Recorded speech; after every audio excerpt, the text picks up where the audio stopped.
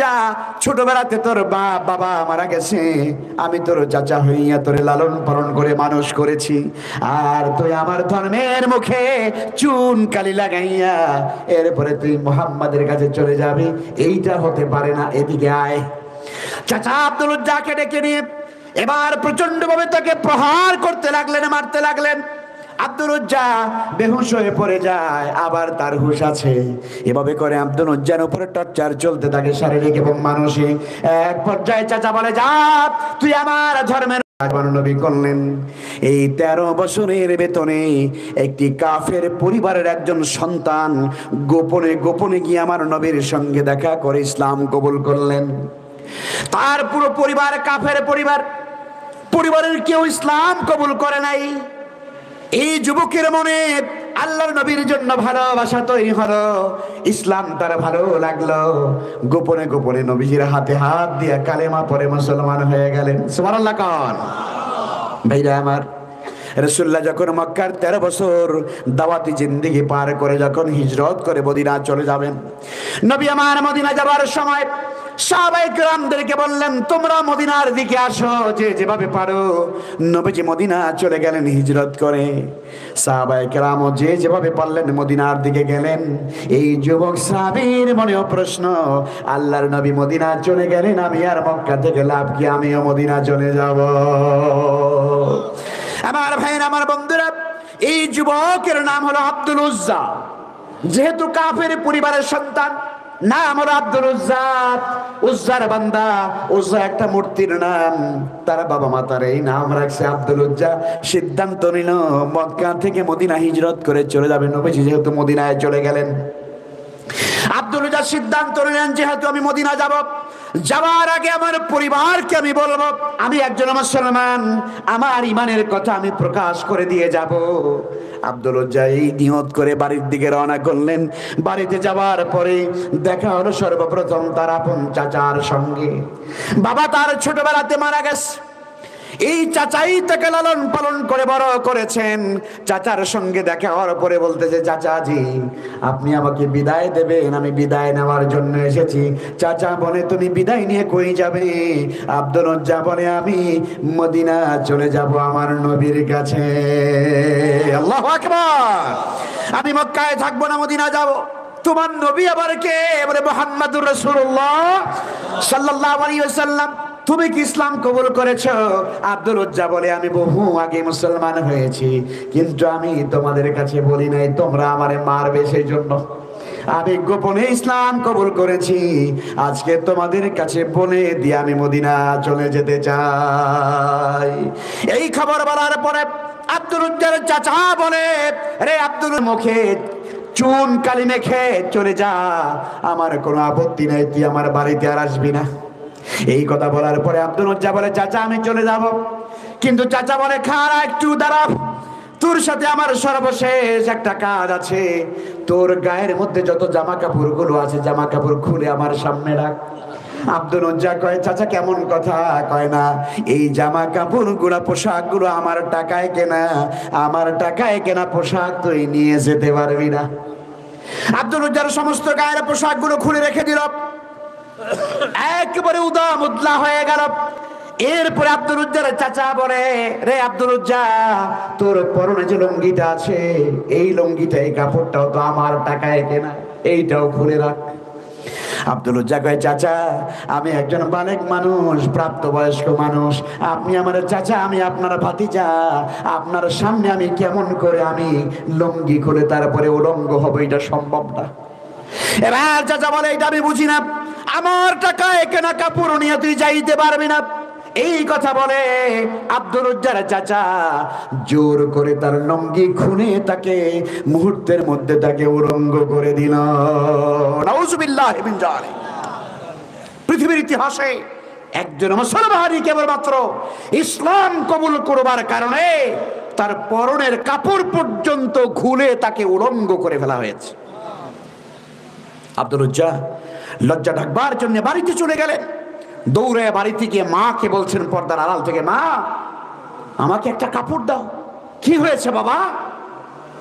মা আমার লুঙ্গিটা খুলে আবার চাচা রেখে দিয়েছে, আমি উলঙ্গ হয়ে গেছি, তুমি আমাকে একটা কাপড় দাও। মা ঘরের ভিতর থেকে একটা কম্বল ছুঁড়ে ফেলে দিল। আব্দুল উজ্জা কম্বলটা হাতে নিয়ে দুইটা টুকরা করে, এক টুকরা পরলেন লুঙ্গি বানাইয়া, আর এক টুকরা গায়ে দিলেন। দিয়ে মাকে বলছে, মা আমি মদিনা যাচ্ছি আমার প্রিয় নবীর কাছে, তুমি আমাকে দোয়া করো, আমি বিদায় নিয়ে চলে যেতে চাই। আব্দুল উজ্জা মায়ের কাছ থেকে বিদায় নিয়ে, গায়ের ভিতরে আর কোনো জামা কাপড় নাই, এক টুকরা কম্বল পরে আর এক টুকরা কম্বল গায়ে দিয়া আব্দুল উজ্জা এবার মক্কা ছেড়ে মদিনার দিকে রওনা করলেন। আমার বন্ধুগণ, আমার ভাইয়েরা, আব্দুল উজ্জা এক নয় দুই নয় 15 দিন পর্যন্ত রাত আর দিন কন্টিনিউ পায়ে হেঁটে হেঁটে মক্কা থেকে মদিনা 3 থেকে 350 মাইল 15 দিন পর্যন্ত হেঁটে হেঁটে আব্দুল উজ্জা মদিনার শহরে গিয়ে পৌঁছলেন। মদিনার শহরে গিয়ে যখন পৌঁছলেন তখন রাত হয়ে গেছে। আব্দুল উজ্জা মসজিদের নববীর কাছাকাছি ওই কম্বল গায়ে দিয়া জবুথবু হয়ে দুর্বল হয়ে একেবারে দুর্বল শরীর নিয়ে বসে আছেন। ফজরের নামাজের আজান হয়ে গেল। আব্দুল উজ্জা এবার ওযু করে মসজিদে চলে গেলেন। বেলাল আজান দিলেন, নবী আমার আসলেন নামাজের জন্য। নামাজ পড়লেন আমার নবী। নামাজ শেষ হওয়ার পরে সাহাবায়ে কেরামের দিকে ফিরে আমার নবী বসলেন, তাসবিহ তাহলিল আদায় করলেন, জিকির আজকার হলো, কথাবার্তা হলো। এরপরে আমার নবী মসজিদ থেকে বের হচ্ছেন। বের হতে গিয়ে আমার নবী দেখলেন মসজিদের কোনায় কে জোরে বসে আছে, দুর্বল। আব্দুল উজ্জা, আমি গোপনে মক্কাতে আপনার কাছে গিয়ে আমি কালেমা পড়ে মুসলমান হয়েছিলাম। এই অপরাধে আমার চাচা আমার সমস্ত জামা কাপড় খুলে আমাকে উলঙ্গ করে ফেলেছে। আমি আমার মায়ের কাছ থেকে এক টুকরা কম্বল নিয়ে এইটাকে 2 টুকরা করে আমি আপনার দরবারে চলে এসেছি। একজন সাহাবী মাত্র 2 টুকরা কম্বল, পায়ে স্যান্ডেল নাই, গায়ের ভিতরে জামা নাই, 2 টুকরা কম্বল জড়াইয়া আব্দুল উজ্জা মক্কা থেকে মদিনা চলে এসেছেন। রাসূলুল্লাহ বললেন, আব্দুল উজ্জা, তোমার বাবা মা তোমার নাম রাখছে আব্দুল উজ্জা, উজ্জার বান্দা। তুমি তো উজ্জার বান্দা না, তুমি আল্লাহর বান্দা। তোমার নাম হলো আজকে থেকে আব্দুল্লাহ। জোরে কন্যা সুবহান। তোমার নাম আব্দুল্লাহ, তুমি আল্লাহর গোলাম। নবী আমার বলে, আব্দুল্লাহ রে, তোমার নাম শুধু আব্দুল্লাহ না, তোমার নামের সঙ্গে আমি আর একটা শব্দ জুড়ে দিতে চাই। আজ থেকে তোমার নামের সঙ্গে থাকবে, তোমার নাম হলো আব্দুল্লাহ জুল বিজাদাইন। পৃথিবীর ইতিহাসে বিখ্যাত সাহাবী আব্দুল্লাহ জুল বিজাদাইন, যিনি ইসলাম কবুল করবার কারণে তার পরনের কাপড় পর্যন্ত খুলে ফেলা হয়েছে। বন্ধুগণ, আমার ভাইয়েরা আমার, আল্লাহর নবী আব্দুল্লাহকে ডেকে বলে, আব্দুল্লাহ, তোমার আর কোনো চিন্তা নাই, আর কোনো পেরেশানি নাই, তুমি আমার এই মসজিদের ভিতরে থাকবা। এখানে আহলে সুফার সাহাবীরা থাকে, আহলে সুফার সাহাবীদের সঙ্গে তুমি থাকবে, খাইবা, এখানে ঘুমাইবা। আব্দুল্লাহকে ওই জায়গায় দিয়ে দেওয়া হলো। নবীজি প্রবীণ সাহাবীদেরকে ডেকে বললেন, ও আহলে সুফার সাহাবীরা, তোমাদের সঙ্গেই ভাইকে নিয়ে নাও। তোমরা যা খাইবা তারেও তা খাওয়াইবা, তোমরা যা পড়বা তারেও তা পড়াইবা, তোমরা যেখানে শুইবা আব্দুল্লাহ তোমাদের মাঝখানে শুয়াইবা। জোরে কন্যা সুবহানাল্লাহ। আব্দুল্লাহ মসজিদে নববীতে আছে, আহলে সুফাদের সঙ্গে থাকে, বাড়ি ঘরে কিছুই নাই, 2 টুকরা কম্বলের মাত্র এই সম্বল, এই 2 টুকরা কম্বলের সম্বল নিয়ে মক্কা থেকে মদিনা রাসূলের ভালোবাসায়, ইসলামের ভালোবাসায় চলে এসেছেন। ভাইরা আমার, অনেক দিন চলে গেছে। আব্দুল্লাহ রাসূলের কাছে এসে একদিন বলে, হুজুর, আমার জন্য একটু দোয়া করেন। নবীজি বলতেছেন, আব্দুল্লাহ, তোমার জন্য তো আমি সবসময় দোয়া করি। হুজুর, না, আজকে একটা বিশেষ দোয়া করবেন আপনি আমার জন্য। জোরে কন্যা সুবহানাল্লাহ। আপনারাও আলেম ওলামা নেককার মানুষ দেখলে দোয়া চান না? কথা কয় না, চান তো? চাইবেন চাইবেন। দোয়া চাইলে আবার যদি হাদিয়া দেওয়া লাগে,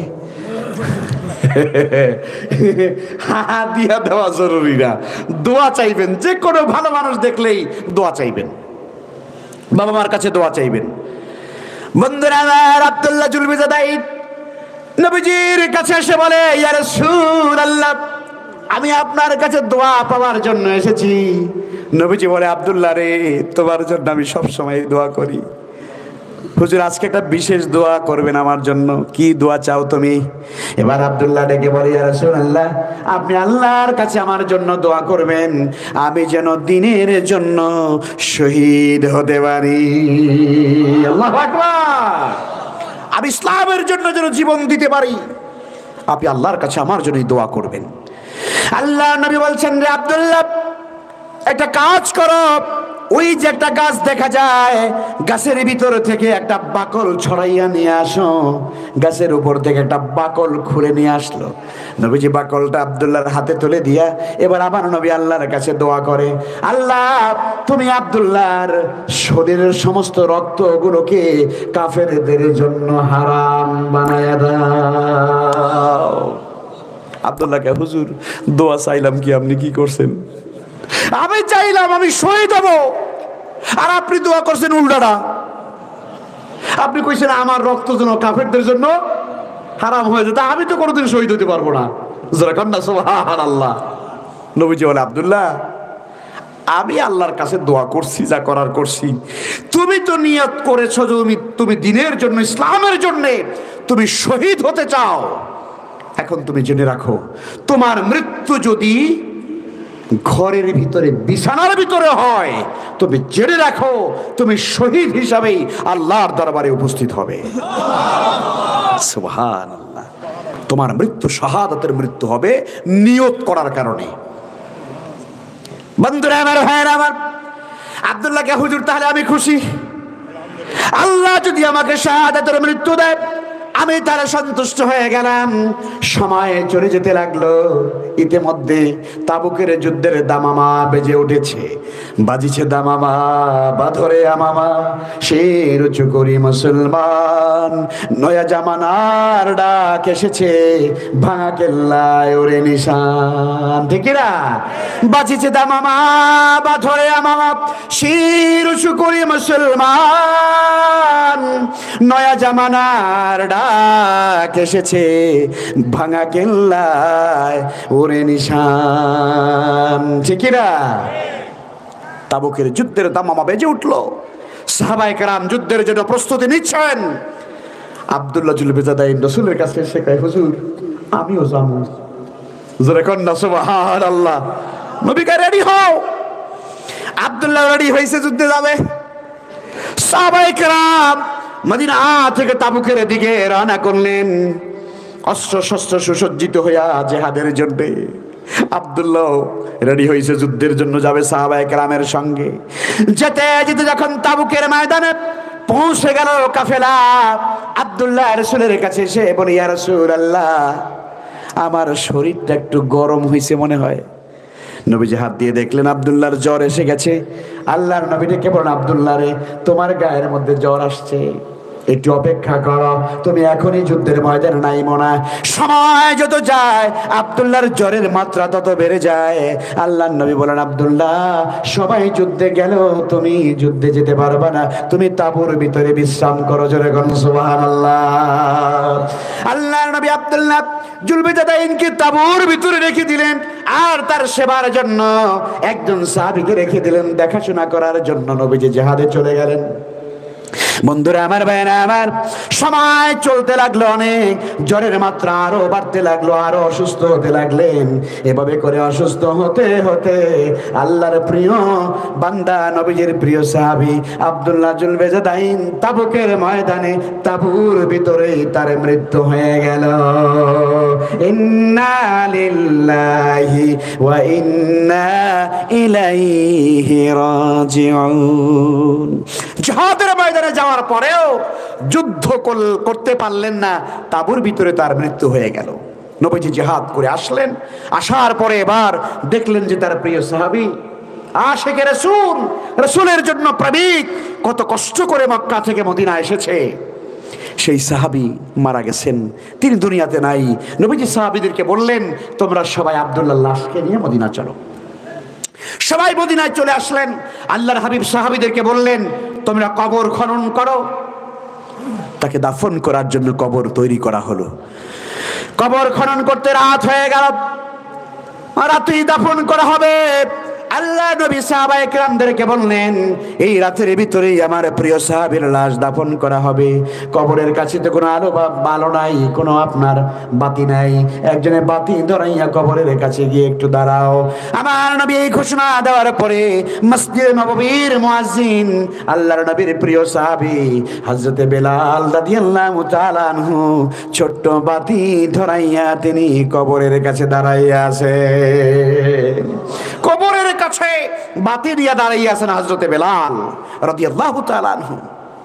ভাইরা আমার, বন্ধুরা আমার, আব্দুল্লাহ জুলবিজাদাইনের লাশ মোবারক দাফন করার জন্য রেডি করা হলো। লাশ মোবারক কাঁধে বহন করে জান্নাতের দুজন সুসংবাদ প্রাপ্ত সাহাবী তার লাশ মোবারক কাঁধের উপর বহন করে নিয়ে যাচ্ছে কবরের দিকে। যেই দুজন সাহাবী তার লাশ বহন করছেন তাদের মধ্যে একজন হলেন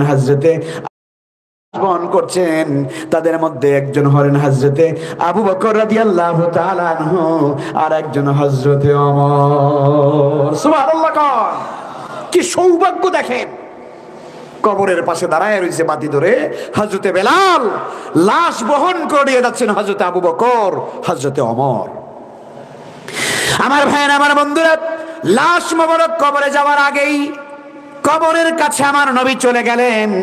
আমার নবী কবরের কাছে যাওয়ার পরে কবরের ভিতরে আমার নবী নামলেন। সুবহানাল্লাহ! আল্লাহর নবী কবরের ভিতরে নেমে এবার হযরতে আবু বকর এবং ওমরকে লক্ষ্য করে বলছেন, আদিনিয়া ইলাইয়া আখাকুম, তোমাদের ভাইয়ের লাশ আমার হাতের মধ্যে উঠাইয়া দাও, আমার কাছে দাও, তোমার ভাইয়ের লাশ আমার কাছে দাও। আল্লাহর নবী কবরের ভিতরে দাঁড়াইয়া হযরত আব্দুল্লাহ জুলবিজাদাইন রাদিয়াল্লাহু তাআলা আনহুর লাশ মোবারক আমার নবী হাতের মধ্যে বরকতের হাতে উঠাইয়া নিয়া নবী আমার লাশ মোবারক কবরের ভিতরে শোয়াইয়া দিলেন। চেহারাটাকে কিবলামুখী করে দিয়ে একটু চেহারাটাকে কিবলার দিকে কাত করে দিলেন। আমার নবী এবার কবরের ভিতর থেকে ওঠে না, আমার নবী কবরের ভিতরে দাঁড়াইয়া প্রিয়তম সাহাবীর ভালোবাসায় আর তার মায়ায় আমার নবী কবরের ভিতর দাঁড়াইয়া আল্লাহর কাছে দোয়া করতেছে, আল্লাহুম্মা ইন্নী আমসাইতু রাদিয়ান আনহু ফারদি আনহু। আমার নবী কবরের ভিতরে দাঁড়াইয়া দোয়া করে, ও গো আল্লাহ, এই যুবকের উপরে আজকের সন্ধ্যা পর্যন্ত এই যুবকের উপরে আমি বিশ্ব নবী খুশি ছিলাম, ও আল্লাহ ফারদি আনহু, তুমিও তার উপরে খুশি হয়ে যাও। আল্লাহুম্মা ইন্নী আমসাইতু রাদিয়ান আনহু ফারদি আনহু। আল্লাহ, এই যুবককে আমি আজকের মৃত্যুর আগ পর্যন্ত খুশি ছিলাম, আল্লাহ তুমিও তার উপরে খুশি হয়ে যাও। নবীজি এই দোয়া করে কবর থেকে উঠে আসলেন, লাশ দাফন হয়ে গেল।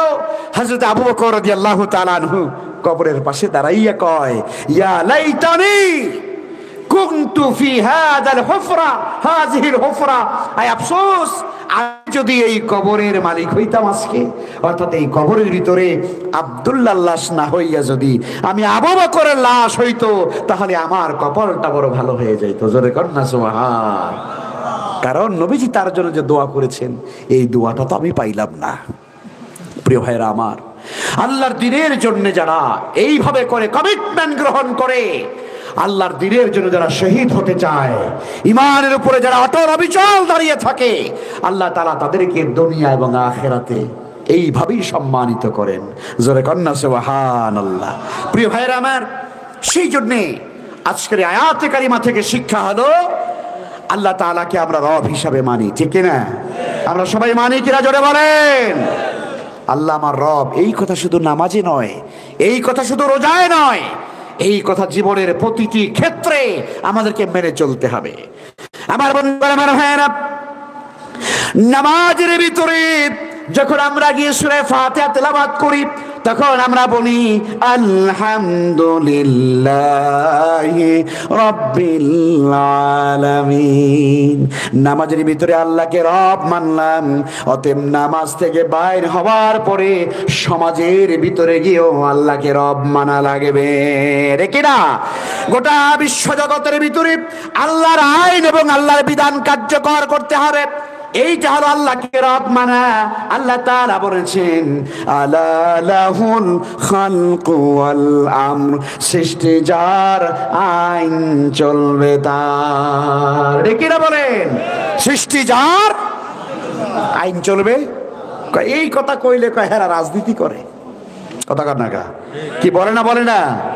আপনি যখনই বলবেন যে আল্লাহর কোরআন দিয়ে ব্যক্তি পরিবার সমাজ চলবে, কয় হেরা মনে হয় রাজনীতি করে কোরআন নিয়ে। হ্যাঁ, আবার ভাইরা আল্লাহ তাআলা কোরআন পাঠিয়েছেন এই জন্যই, কোরআন দিয়ে গোটা দুনিয়া শাসন করতে হবে, মানুষের অধিকার ফিরিয়ে দিতে হবে, মানুষের ভেতরে ইনসাফ আদল কায়েম করতে হবে, ন্যায় কায়েম করতে হবে। এই জন্য আল্লাহ কোরআন পাঠিয়েছেন, ঠিক না? কিন্তু আজকে আমাদের সমাজে এই কোরআনের তেলাওয়াত আছে না? রমজান মাস আসলে আমরা খতম করি তেলাওয়াত করে করে। আমরা রমজান মাসে তারাবির